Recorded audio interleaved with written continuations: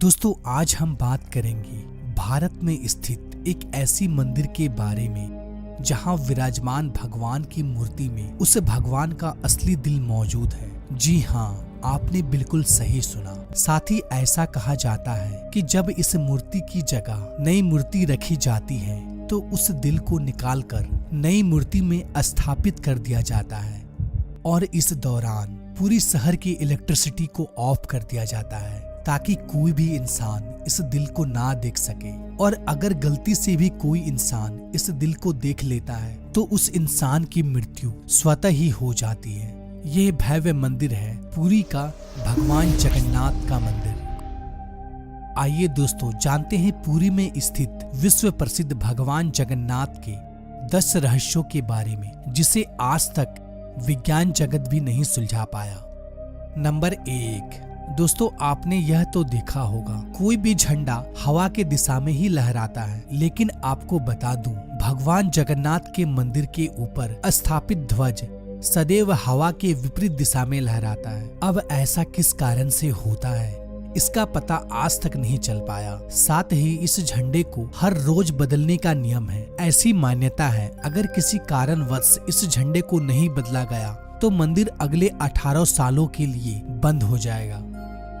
Number 2, यह मंदिर 4 लाख वर्ग फुट क्षेत्र में फैला हुआ है और इस मुख्य मंदिर की ऊंचाई लगभग 214 फीट है। दोस्तों मंदिर के नीचे खड़े होकर शीर्ष यानी कि गुंबद को देख पाना असंभव है। इस गुंबद की छाया में भी एक राज छुपा हुआ है। यह गुंबद इतना विशाल होने के बावजूद इस गुंबद की परछाई सुबह दोपहर शाम कभी भी जमीन पर नहीं पड़ती।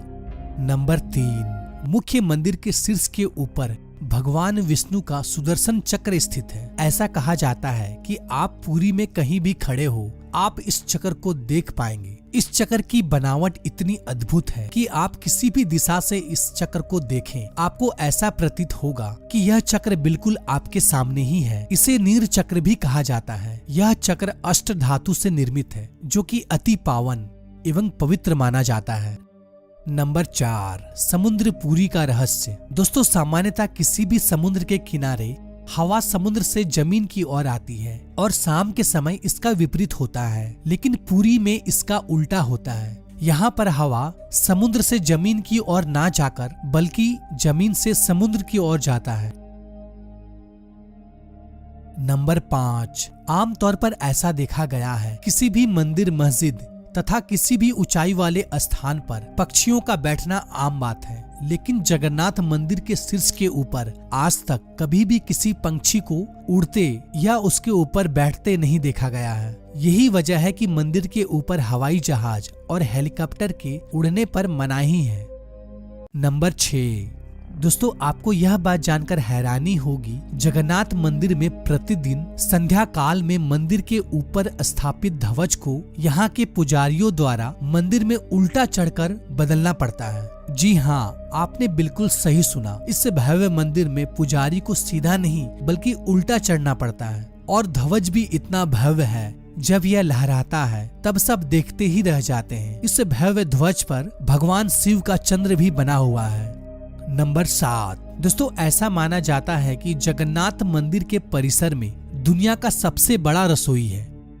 इस रसोई में 500 रसोइया और 300 सहकर्मी मिलकर भगवान जगन्नाथ के प्रसाद का निर्माण करता है। इस रसोई से जुड़ा एक रहस्य यह भी है, यहाँ चाहे लाखों भक्तों क्यों ना आ जाए कभी भी प्रसाद कम नहीं पड़ता, लेकिन संध्या होने पर जैसे ही मंदिर का गेट बंद होने का वक्त होता है प्रसाद अपने आप ही खत्म हो जाता है। यानी कि आज तक यहाँ पर प्रसाद कभी भी व्यर्थ नहीं हुआ है। इसके अलावा मंदिर में जो प्रसाद का निर्माण होता है उसे पुरातत्व काल से प्राचीन विधि से लकड़ियों में ही बनाया जाता है। इस प्रसाद को बनाने में मिट्टी का बर्तन का उपयोग किया जाता है। यह प्रसाद 7 बर्तन में बनाया जाता है। 7 बर्तन को एक के ऊपर एक रखा जाता है और रहस्य वाली बात यह है कि जो बर्तन सबसे ऊपर यानी 7वें नंबर का जो बर्तन होता है उसमें सबसे पहले प्रसाद बनकर तैयार होता है और उसके बाद 6वें, 5वें, चौथे, तीसरे, दूसरे यानी सबसे पहले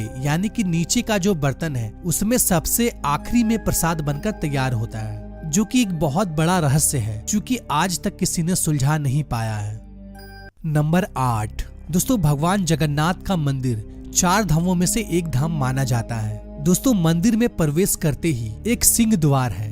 कहा जाता है कि सिंह द्वार के अंदर आपका कदम जब तक नहीं जाता तब तक आपके कान में समुद्र की ध्वनि सुनाई देती है, लेकिन जैसे ही आप सिंह द्वार के अंदर कदम रखते हैं ये लहर की ध्वनि सुनाई देना बंद हो जाती है।